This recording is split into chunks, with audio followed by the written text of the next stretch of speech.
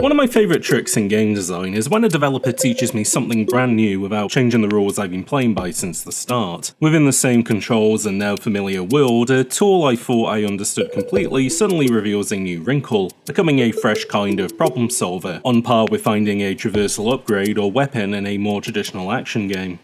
Take the humble bomb. At first I knew it could break blocks directly in front or below me, and that with careful placement it could also launch me across the floor or into the air. But many hours later, I discovered something new. Those bombs could also balance on my character's head, letting me break blocks directly above. Nothing was explained outright. This was revealed through a clever little puzzle where a bomb just happened to land on me, and OO is full of these moments. Each section of its map is built around exploring the consequences of a single rule, where bombs can be placed, how they affect you and the environment, or even how the most familiar puzzle platformer tropes can be twisted into something surprising. That's the real magic of OO. Even its name reflects the protagonist's odd design, a segmented caterpillar-like creature made up of the bouncing head trailed by bombs you gradually unlock across the game. You only ever get 2, and while that might sound stingy, the entire runtime is dedicated to showing just how much can be done with a single bomb. When the second is added, it doesn't just double your options, but opens up an entirely new world of possibilities. It's a philosophy that comes straight from the same Japanese indie team behind Electhead, another tightly designed puzzler built around a single idea. There, you played as an electrified robot whose current conducted through any metal surface you touched. What began as a simple rule blossomed into a suite of puzzles about powering platforms and avoiding traps, before eventually introducing a bold twist, the ability to detach your electric head from your body, opening up a brand new universe of challenges. Both Electhead and OO share that same design spirit, simple concepts expanded outward until they feel endlessly inventive. Calling OO a Metroidvania, in the Metroid vein of Metroid or Castlevania then, undersells just how sharp its design really is. There are no power-ups to hoard, no convoluted controls to master, and almost no tedious backtracking. Instead, the thrill comes from discovering new ways to use the same limited moves you've had since the start.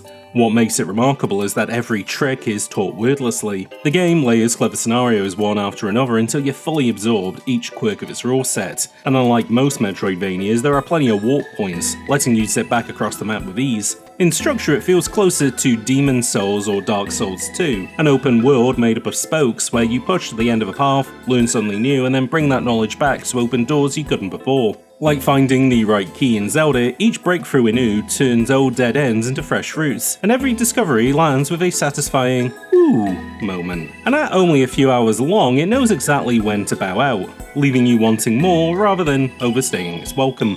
Puzzle platformers are always tricky to talk about without spoiling the best ideas, and OO is no exception. The joy is in discovering what you can pull off within its deceptively simple rule set, and that discovery alone is worth the price of admission. On the Steam Deck OLED it ran flawlessly, and its dark backdrops with neon lit platforms absolutely popped off the screen. In short, OO is easily one of the year's most pleasant surprises, a short, smart gem, and an essential play for anyone looking for brand new, quote-unquote,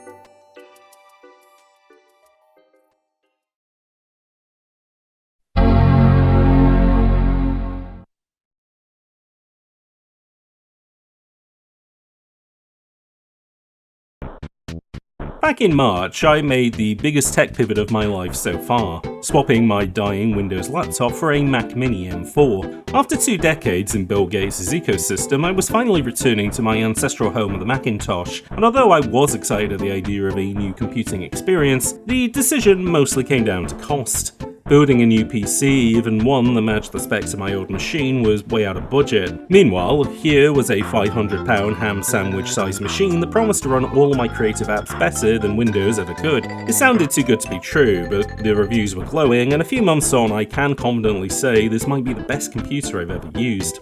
I guess the name HOTCYDER finally makes some sense, as now I'll be sipping the freshest and spiciest small batch indies brewed for the humble Apple Mac.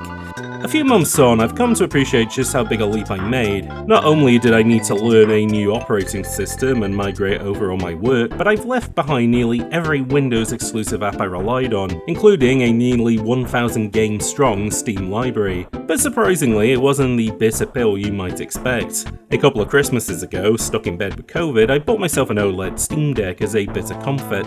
After I got better, it ended up gathering dust. After all, my PC at the time could run its library better, but now it's become my primary gaming machine. I even run it through a capture card into the Mac, giving me a makeshift but surprisingly decent Steam setup. Because for most people, Mac gaming really just means you own a Mac, but you game on something else. Maybe that's a console hooked up to the TV, a handheld like the Switch or Steam Deck, or just the occasional mobile title. And while I'd like to play as much as possible natively on the Mac, the reality is not every developer has the time, money, nor interest to bring their games to multiple operating systems, which has forced me to diversify. Smaller independent releases I can often run directly on macOS, a few of which I'll talk about today, but for the rest I rely on the Steam Deck or other little machines I've picked up for specific contexts. The deck is perfect for most PC games released up to around 2021, but it's clunky for emulation, so I've adopted a dedicated portable for that instead, a kind of daily ritual device I load up with arcade quick hits and longer adventures to chip away at. And so this video is something of a testament to that idea. Gaming not just as software, but a holistic experience on different pieces of hardware. I can't cover every permutation, but I can at least share where I played these games and why those devices made sense for them. Because when every game is technically playable on a single high-end PC, the real question becomes, how do you decide which one to play? And this time around, I won't be answering that alone. I've asked two of my favourite games writers to contribute some picks they think are worth your time as well. A diversity of voices to go along, a diversity of games.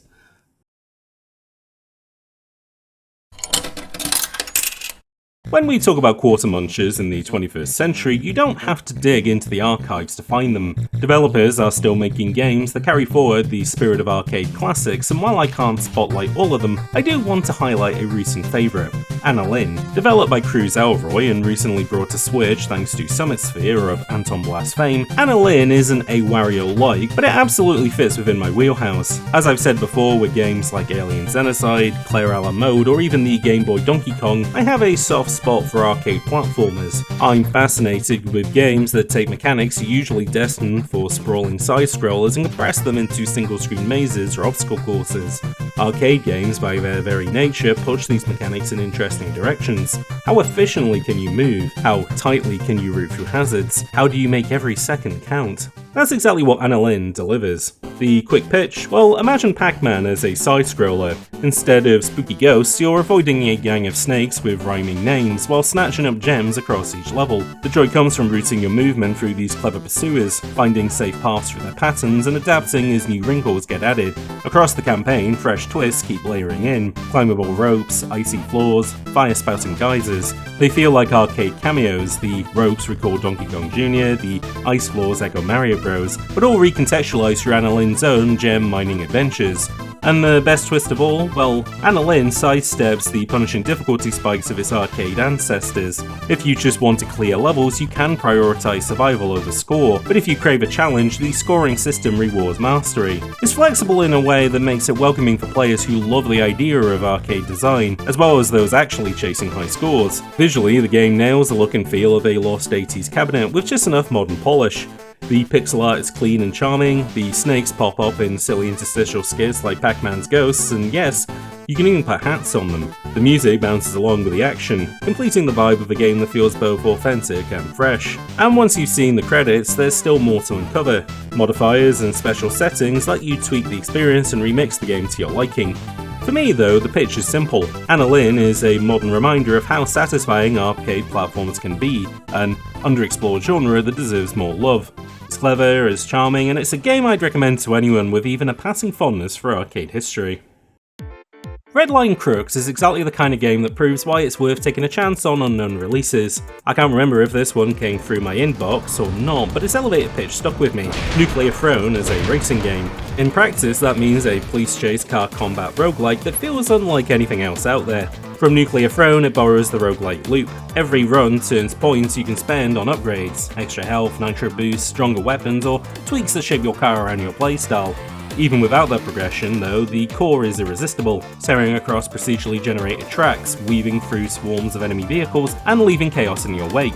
Police cars try and ram you, ambulances can be stunned into for health, and boss encounters lurk at the end of each section to ruin your joyride. All the while, you're constantly weighing two impulses: burn through levels as fast as possible, or embrace the carnage and rack up points. And what makes it pop is how speed itself becomes a weapon. Nitro boosts let you smash through stone walls to carve shortcuts, or pull off reckless games of peekaboo with rival drivers. The pounding rock soundtrack matches the mayhem perfectly, and the presentation gives it its own flavour. Top-down 3D cars paired with Newgrounds-style doodle characters, like sketches from a teenager's notebook brought to life. I tested it on Steam Deck, and honestly it's a perfect fit for quick bursts. The controls are clever too, classic top-down racing mapped to the sticks, with the option of either free camera steering or old-school tank controls. It's a thoughtful touch, and it makes hammering through one more lap feel just that bit more tempting. At its core, Redline Crooks is controlled anarchy. It's pure arcade chaos on the surface, but there's just enough strategy in how you drive and upgrade to keep it compelling. Like the best movie car chases, it thrives on improvisation and split-second gambles, even if sooner or later you do run out of gas and end up on the evening news. When I was planning a second volume of Cool Games, I kept a running list of potential titles to include for future volumes. Arguably, one game made the list, as in it practically demanded the series exist just so I had an opportunity to cover it. And that game is WORMHOLE. Let's start with its look and sound, because good gollies is something special. Like Minute or Downwell, WORMHOLE commits to a strict one-bit aesthetic, but pushes it further. Its square playing field is flanked by black and white animations that literally pull you into its world. It's hypnotic, although fortunately can be switched off if you find it too distracting. Add to that one of my favourite little stims, crunchy bit crush speech synthesis. The game literally says WORMHOLE at you, and I've caught myself repeating it out loud for weeks. If that's not propaganda working as intended, I don't know what is. So what is WORMHOLE? At its core, it's Snake. Yes, the Nokia brick classic. You grow a worm, avoid walls, and don't eat your own tail. The twist is in the terrain, and of course the wormholes scattered throughout the map. Those let you slip through space and reappear elsewhere, dodging your own overlaps and opening new routes. With the arena scaled up to galactic proportions, basic pips are transformed into planets, with added skulls and UFOs to munch on. Add on a life system powered by keeping up a consistent combo, power-ups to collect, and a steady drip of roguelike upgrades between rounds. If you're the type who loves picking between free random bonuses every run, then this one's for you. Beyond that three-pronged upgrade tree, the Downwell influence is clear throughout. You can swap colour palettes to your liking, as long as it stays strictly two-tone, and the levels themselves are semi-consistent, encouraging a roguelike kind of mastery rather than pure randomness. It's not quite as punishing or endless as traditional Snake, because you can actually reach the end of a run, but the motivation to go back is always there in the form of higher score, a new upgrade combo, or just the sheer fun of it. And here's a bonus selling point I've only been able to mention now: it runs flawlessly on Mac. That makes it the perfect little app to keep in your launchpad for a few quick rounds between tasks. Naturally, it also hums along nicely on Steam Deck and Windows if that's your platform of choice. And all of this is to say why I love WORMHOLE. As an arcade title, it shows how roguelike wrinkles like randomization, upgrades, or short runs with escalating choices can breathe new life into old ideas. Without timers or quarter muncher difficulty, you don't need punishment as a motivator. The strategy and variation are enough. And when you build that on one of the most fundamentally satisfying games ever designed, you end up with something as effortlessly compelling as WORMHOLE. Attention!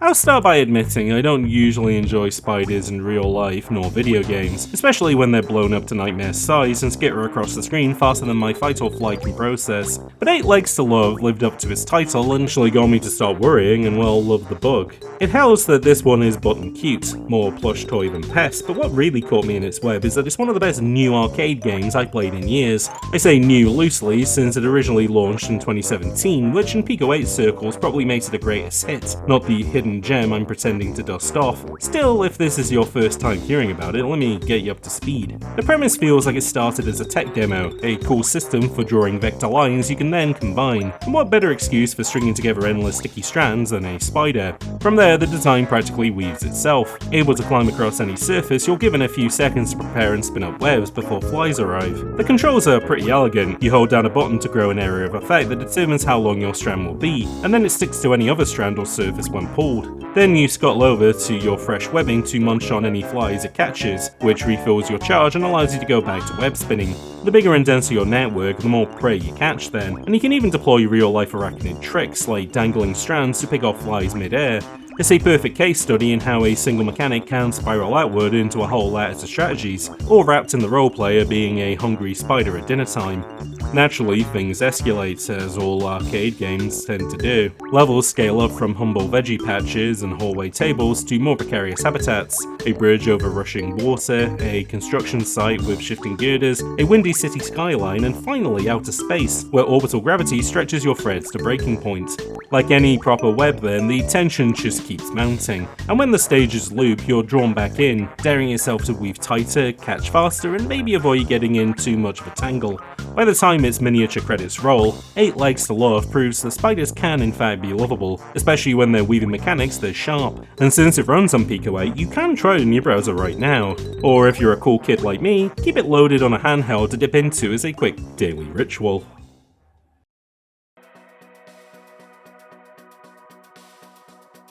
Hey, you know about Slipways, right? You should if you're a fan of the HOTCYDER YouTube channel. Well, its solo developer, Jacob Wasilewski, is back with a new game. If you're not in the know, Wasilewski is known for games with simple mechanics that hide dizzying amounts of depth. Slipways, for example, is a game about connecting planets together, but within that premise lies many things to keep track of. A success spectrum of scored stars at the end of a run, ramping the game from a relaxing empire map to a sticky web of strategic planning and skill. To try and realise this vision of game design, these titles are prototyped within the constraints of the Poco 8 console. Limitation breeds creativity, and by making games this way, it means only what is necessary will make it into the final release. Solitomb, the cool game I want to talk about today, is no exception. Available to play right now for the price of whatever you want, Solitomb brings the simplistic design sensibilities of Slipways to an addictive, sometimes crushingly difficult roguelike version of Solitaire. Instead of trying to perfectly arrange the board in suited numerical order, the goal of Solitomb is to clear the board by stacking up hands of cards. While you don't have the conventional playing card suits, you do have swords, shields, health, and monsters. Bring a stack of any combination to the altar and begin the face-off. Swords, shield, and health are used to fight the monsters you must defeat in order to get to the end. And yes, like a certain influential video game, the hands you play will give you bonus points based on how pokerific they are. It's a game that's constantly in a delicate balance of push and pull. It pumps the brakes in some areas while going full throttle in others. For example, the rules of Solitaire are more like suggestions here. There's no need to place a card on top of a direct numerical and differently coloured ancestor. So long as the number is equal or lower, you can place the card wherever you want. In a similar vein, the attack and defense boost from a hand does not deplete right away and can be used in future hands if you put them together in time. These concessions are to empower the player so they can battle the game's more frictional aspects.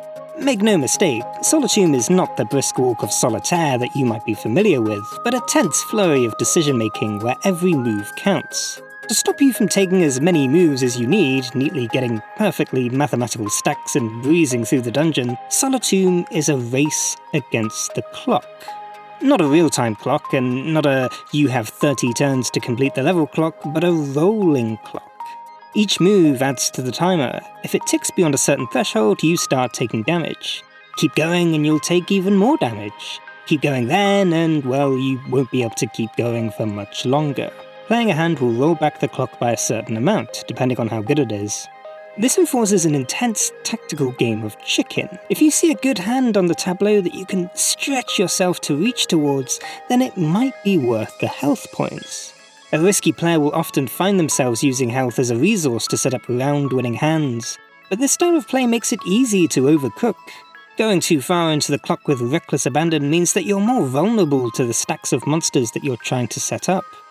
Thus, Solitomb is a tightrope of decision-making, one bad series of which can often be fatal. There's also the long game to think about. It only becomes apparent once you play a couple of rounds, but consider this. There's a limited amount of cards on the tableau, meaning there's a limited amount of health, there's a limited amount of attack power, there's a limited amount of shields. If you get too greedy early on, you'll finish the round with a swarm of monsters and nothing to fight them with.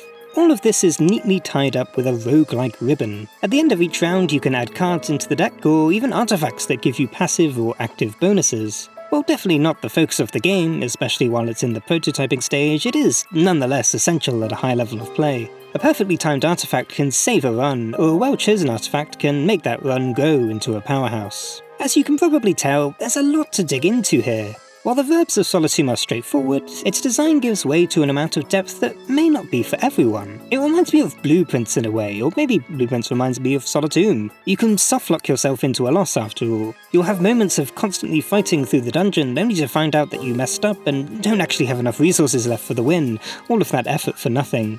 It's unapologetic in that sense. It is what it is.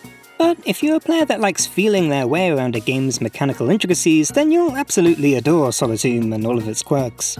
It's already occupied me for many hours. Its roguelike run-based nature does much to turn the motor in my brain. Its brutality at the higher difficulties is matched only by the catharsis of lining up that perfect hand. It's juicy, it feels good to flick around cards and fling attacks at enemies. It's definitely one to watch, not just when it releases its eventual Seal of Solitomb full release, but right now on the Poco 8. If you like roguelikes, slipways, or just want something a little more refined than the deluge of Balatro clones, then Solitomb is a cool game that is certainly worth your time.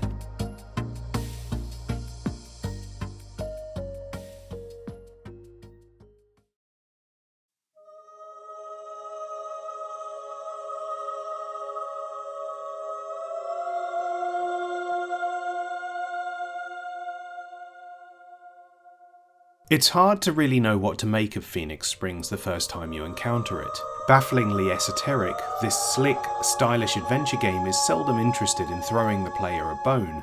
Its systems are unconventional, its narrative is clipped and rhythmic, its story is 2 parts mood piece to 1 part enigma. It's a weird game, one that has inevitably wormed its way into my heart. Because the narrative has little interest in exposition, the primary motivations are the first mystery. We know basically nothing about our protagonist Iris, about the world she inhabits, about the critical mass that drives her to act in search of her brother Leo. The player has to take a leap of faith and believe that the space around them will eventually provide the answers they seek. Phoenix Springs has an unusual means of interacting with the world. Instead of grabbing up objects, you possess ideas. Key phrases that you use in conjunction with your environments to push further towards the answers you seek and the places hidden from you. It's a remarkably clever system, one that's built upon a foundation of immutable rules. Names always refer to specific places and people. Concepts deliberately limit themselves within the scope of Iris's investigation. There's never any ambiguity as to what the terms in your growing library of ideas refer to, and yet, remarkably, the game still finds ways to tax the player's understanding of how to use them.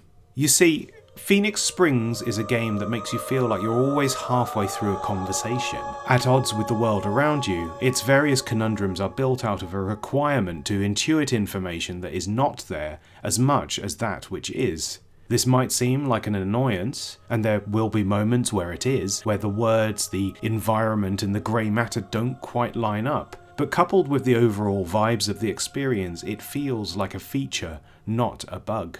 What makes Phoenix Springs truly tick, however, and why I think it elevates itself beyond the occasional frustration of its obfuscating elements, is that it's completely unafraid of the universe it has created for itself, one that luxuriates in dispossession, technology at odds with nature at odds with humanity, social rot brought to bow by what very much feels like the end of the world. All of this brought together by jaw-dropping art direction, a haunting audio landscape, and this fascinating writing style. Dialogue delivered by the protagonist is unusual, to say the least.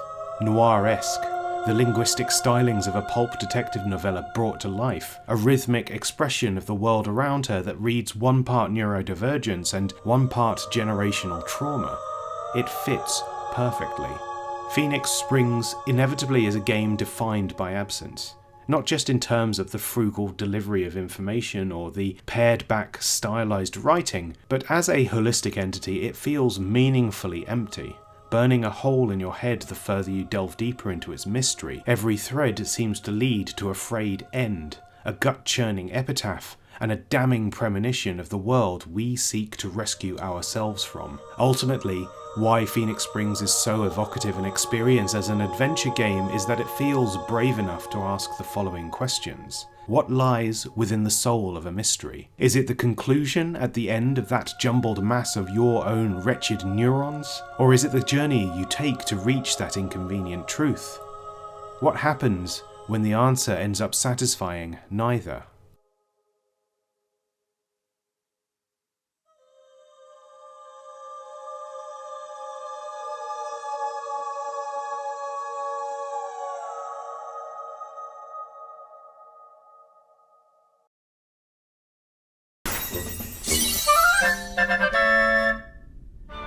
"2024 was full of adventure games inspired by The Legend of Zelda. Following a full-bodied sequel to Breath of the Wild the previous year, we were treated to Echoes of Wisdom, a spiritual sequel of sorts to the Switch's remake of Link's Awakening. Returning to an overhead perspective and popping Princess Zelda in a starring role, it changed out typical hack-and-slash action for hacking of a different sort, utilising the world's myriad of monsters and obstacles to problem-solve.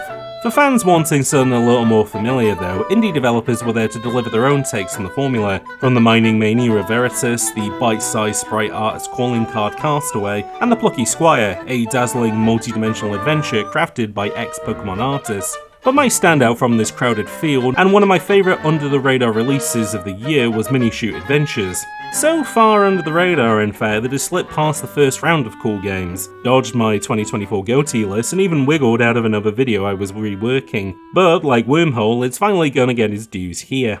It's initially a brilliant pitch. Take the top-down Zelda framework, including its hostile open world and puzzling dungeons, and mix it with twin-stick shooting a la Geometry Wars or Robotron. Ditching swords for splashy shoot-'em-up action instantly sets it apart, and it is absolutely a joy in the hands.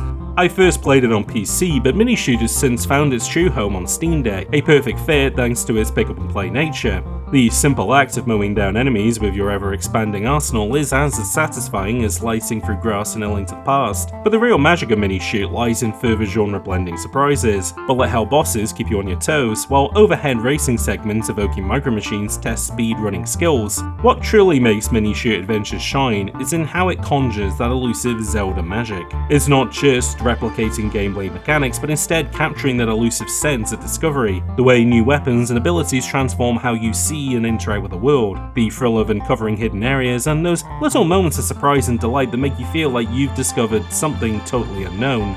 And that's my lasting impression of Minishoot Adventures, a welcome reminder of why we love the Zelda games in the first place. It's packed with charm, brimming with fresh ideas, and most importantly understands the joy of exploring a world that constantly feels full of possibility. It's also perfectly paced, wrapping up in just a handful of weeknight sessions. While some other indie releases of 2024 may have been flashier or more ambitious, Minishoot Adventures stands out as a confident gem. It evokes the spirit of the Xbox Live Arcade era, where indies took retro-inspired ideas and transformed them into something fresh. Sometimes a solid banger is exactly what you need, and Minishoot Adventures definitely delivers.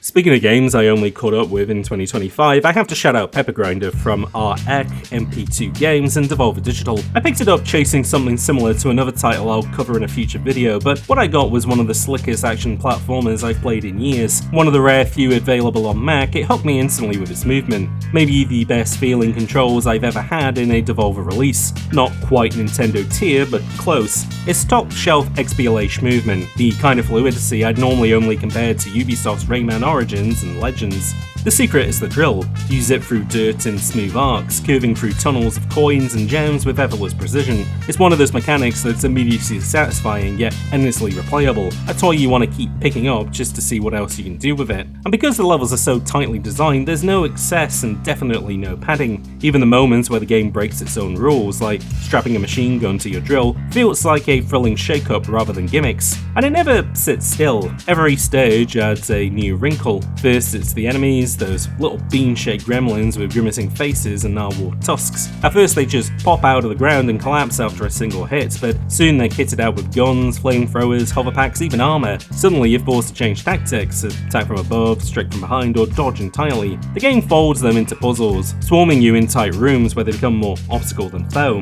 It's just one idea among many, but it keeps the pace brisk and the challenge evolving. Like all the best video game gimmicks, the drill isn't just a trick, but the spine of the entire game. It's in the movement, the puzzles, even the capsule machines in the unlock shop, powered by the very same tool you've spent the whole game mastering. By the time its credits roll, Pepper Grinder cements itself in memory as the drill game, but also as something more, a lean and very modern platformer that understands how to take a single brilliant idea and stretch it without ever wearing it thin. Minishoot and Pepper Grinder sum up what I keep referring back to as the XBLA era of games, that moment in the late aughts when indies were edging into the mainstream and Microsoft's curated spotlight meant players were getting exposed to the very best of the bunch. These standouts struck a balance, old school sensibility with a modern polish, short, focused bursts of design that could hold their own against anything bigger, and maybe it's because I've been spending more time gaming on a Mac, where AAA options are so limited that I've come to value these kind of punchier experiences more. With that in mind, to round out a trio with Minishoot and Pepper Grinder, let me recommend one more, Flickshot Rogues. Well, for now I'm technically recommending the demo version, but I imagine by the time this video goes live, the full release will be out. It's an interesting proposition because it feels like a modernisation of Knights of Disconia, the faux NES flickshot strategy game from last year's UFO 50 collection. I doubt it was a direct inspiration. Flickshot Rogues has been in the works for longer, but spiritually it lives in the same space. Like Minishoot did for Zelda or Pepper Grinder does for Mario, this one takes a classic feeling concept and brings it up to date. In this case, translating the tactile fun of a physical tabletop flick game into the digital realm, where the computer handles all the messy number crunching for you. You play as a band of swarthy pirates shipwrecked on a tropical island, pushing forward through combat arenas punctuated by campfires, shops and bosses. As the title suggests, there's also a roguelike, complete with the expected pick one of three upgrades at certain intervals. But that simple scaffolding hides a system that feels immediate and tangible. The core combat is exactly what the name implies. You literally flick your rogues across the board like bucks, bouncing into enemies, crabs, molemen and utterly terrifying apes. It's as intuitive as Sabutio or air hockey, but layered with strategy. There's a striker who deals instant impact damage, a hammer wielder who unleashes an area attack when they come to a rest, and my personal favourite, the Frogmancer, who scatters toads across the board, marking any enemy they pass before sending the amphibians into swarm. These basic attacks can then be spiced up with charms, fiery burns, thorny ricochets, explosive finishes. It's roguelike design that prioritises tangible cause and effect over vague percentage buffs. The control scheme supports that tangibility too. On mouse and keyboard, it's as simple as placing your cursor and locking in. On a controller, I tested it on Steam Deck, it plays surprisingly well. You line up a cursor with a stick, then dial in angle and power using the shoulders and triggers. It's smooth, precise, and makes each flick feel satisfying in a way that supports the game's immediacy. And the presentation leans into the tabletop feel. Characters and enemies are rendered as paper cutouts on 3D standees that wobble when struck, while the world itself is a literal treasure map you move across. It's charming and reinforces the sense that you're playing something physical, except now without the headaches of measuring angles or tracking damage totals yourself. So if you're looking to rebuild a modern suite of XBLA style bangers, Minishoot, Pepper Grinder and Flickshot Rogues all hit that mark in their own way. 3 totally distinct experiences, each taking an old school idea and sharpening it into something lean, stylish and deeply satisfying. Who needs Hollow Knight Silksong, eh?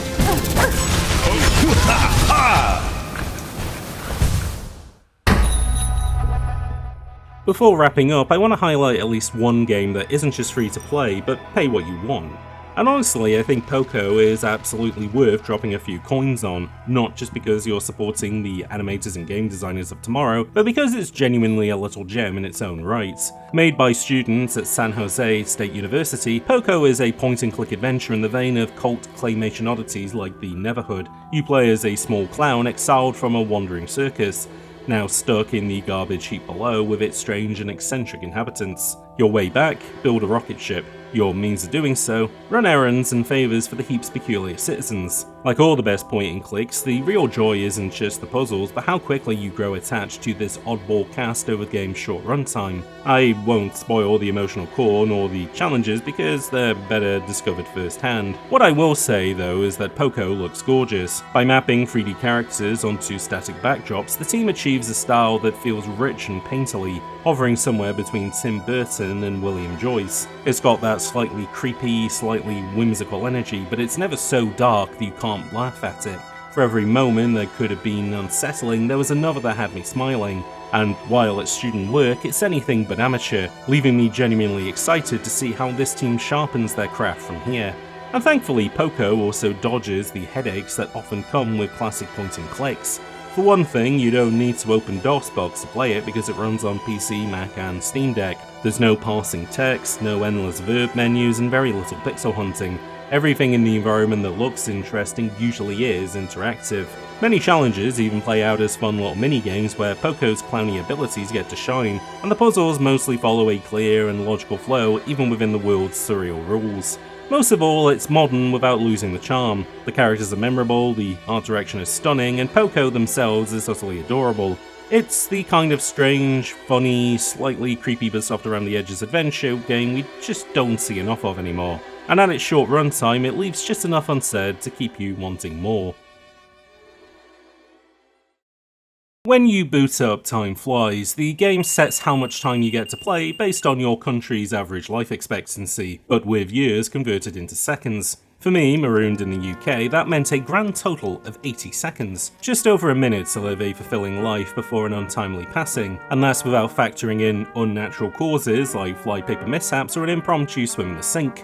Most games treat death as a failure state, something elite players can sidestep with enough skill. Here, it's as inevitable as the ticking clock, the sprouting plants, or the slow fade to black. Instead of mourning the fact that you won't be around forever, Time Flies nudges you to make those seconds count. Optimize, explore, and leave your mark before the end comes. Panic have carved out a niche as publishers of art games with checklists, giving a bit of structure to an otherwise vibes-driven genre. From the Mallard-based Mischief for their viral hit Untitled Goose Game to last year's Thank Goodness You're Here, they've made a habit of unearthing small worlds worth poking around in, all while giving players just enough encouragement to indulge their more antisocial instincts. Time Flies takes that idea and shrinks it to its tiniest form, not just in scope but in style. Its 1-bit, hard pixel, hand-drawn visuals feel more at home on a playdate than your Mac, PC or Steam Deck, and its simple controls focus less on what you can do and more on how you can interact with the world. But the goal is familiar: leave the place different than how you found it, to make your mark in some small way. That idea comes through most clearly in the game's second area, an art gallery filled with works left behind by long-gone artists. Rather than treating them as untouchable relics, the game invites you, the literal fly in the ointment, to buzz in and meddle, with often hilarious results. It's a playful take on the long-running push and pull between art as an object to be admired and art as something to be interacted with, a debate that's followed games for decades. And yes, this lofty musing on art and interactivity even makes room for a level where you flit around a sewer and perch yourself on a barge of dung. And that's Time Flies in a nutshell, a game that's equal parts profound and ridiculous, daring you to contemplate morality one moment and then asking you to sit on a poo the next. It's fleeting by design, over almost as soon as it begins, but that brevity is exactly the point. In 80 seconds or less, you won't uncover every secret or tick off every item, but you'll come away with a little story that's all your own. Not every experiment needs to balloon into a sprawling epic, and Time Flies proves there's values in games that evaporate almost as quickly as they appear. It's a reminder that life, like art, is best when you stop worrying about the end and just enjoy the moment.